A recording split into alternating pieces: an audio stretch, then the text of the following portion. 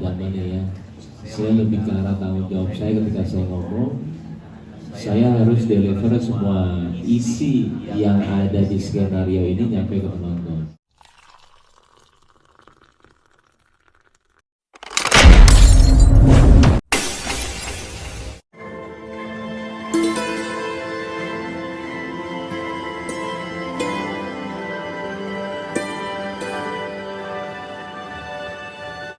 Saya mungkin pertama kita ke Mbak Titan dulu. Mbak Titan, ini ngobrol dan ketemu dengan teman-teman media MNC Pictures bekerja sama dengan Tiger Wong Entertainment untuk menghadirkan kisah horror thriller yang terinspirasi dari sebuah tren populer di Twitter. Jadi boleh ceritakan Mbak Titan, gimana proses kerjasama ini bisa terjadi dari MNC Pictures dan juga dari Tiger Wong Entertainment? Silakan.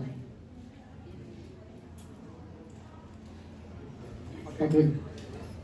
Assalamualaikum warahmatullahi wabarakatuh. Selamat pagi teman-teman semua. Terima kasih sudah hadir. Kalau diceritakan bagaimana mulainya pasti klasik lah ya. Kebetulan saya cerita sama baik, hubungannya cukup baik, cukup dekat. Kita terlibat banyak judul sinetron dulu ya. Kemudian juga Bani juga terlibat banyak dengan RCTI, ngisi program.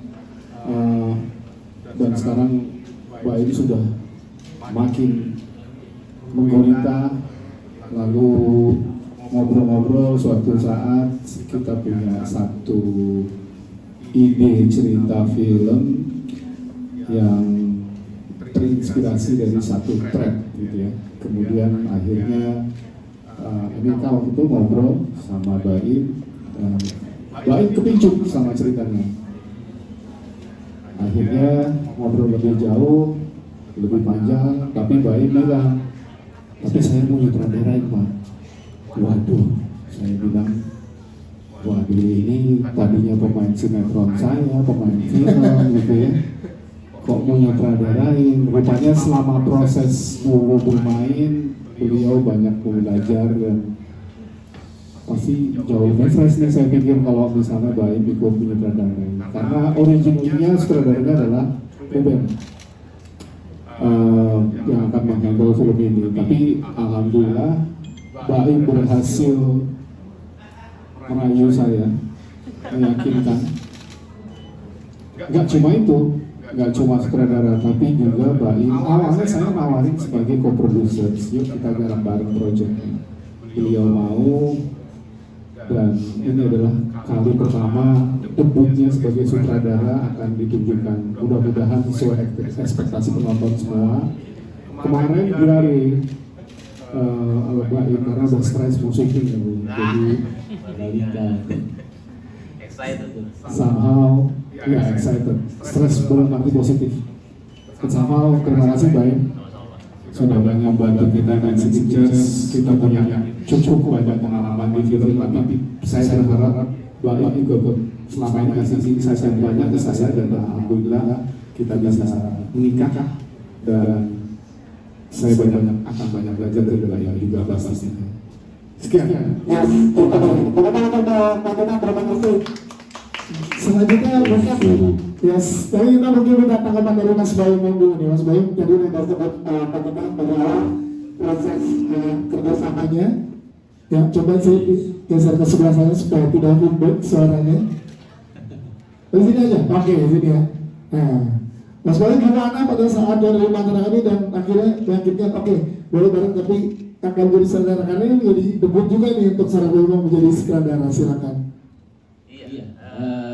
Sebenarnya juga saya nggak kepikiran ya untuk apa mensutradarai. Sempreng suara gue. Jadi saya itu lebih ke arah ini ya, lebih ke arah ketika dapat cerita saya nggak pernah berpikiran untuk mendirect atau memproduksi film horor, karena saya itu jarang sekali nonton film horor. Saya itu orang yang kadang-kadang logik, bagaimana cerita ini harus masuk akal, bagaimana cerita ini yang kadang-kadang kadang setan-setannya itu berbentuknya kita tidak masuk akal. Nah, posisi ini saya tertariknya karena based on true story. dan terinspirasi ya dari kisah nyata. Dan akhirnya saya juga melihat orangnya siapa dan benar ada. Akhirnya saya ketika membaca, saya sudah mendeskripsikan semuanya di kepala, berimajinasi filmnya akan jadi seperti ini. Ya akhirnya saya bilang, saya direct ya, saya bilang, dan perlu digarisbawahi, kayaknya kita untuk gaya-gayaan, untuk ngeliatin ego direct udah sekarang sudah nggak zamannya ya. Saya lebih ke arah tanggung jawab saya ketika saya ngomong, saya harus deliver semua isi yang ada di skenario ini nyampe ke penonton. Itu tugas saya. Tapi satu kelemahan saya nggak pernah direct. Saya pakai teknis yang lewat banget. Orang yang mengerti teknis dan sabar menghadapi saya, makanya ada Ruben. Makanya director di sini ada dua, supaya kalian semua tahu kenapa director ada dua. Akhirnya saya juga dengan adanya Pak Ibu, Alan, sama Novi, Dodi, mereka semua ekspektif semua. Saya mau didirect sama mereka.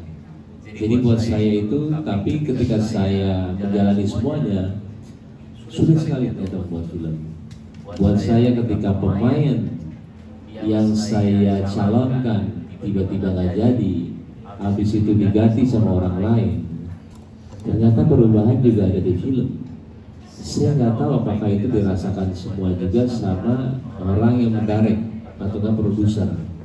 Karena saya melihat setiap orang punya kemampuan yang berbeda-beda. Gimana caranya saya maksimalin kemampuan dia di film itu. Akhirnya skenario berubah dengan adanya pemain yang berbeda. Itu semua sebenarnya tidak ada di teori ya. Tapi karena kita bermain juga, saya senang ketika dikasih kebebasan. Tapi dengan alur yang sudah kita tentuin. Nah, formula itu yang saya mau kasih lihat di sini. Saya mau ini film benar-benar mereka semua pemain bisa kasih semuanya ke penonton dengan caranya mereka masing-masing, dengan arahannya saya. Memang susah sih kalau ngomongin seperti ini, tapi kita lihat ya, karena buat saya film ini mempunyai semuanya. Satu, kita bilang komersil, yang kedua idealisnya ada, karena ini based on true story. Dan alhamdulillah semua pemainnya terinspired ya by true story. Dan semua pemain di sini juga bagus-bagus semuanya. Buat saya mudah-mudahan lah, kita lihat nanti ya. Insya Allah, amin. Siap, tepuk tangan dong.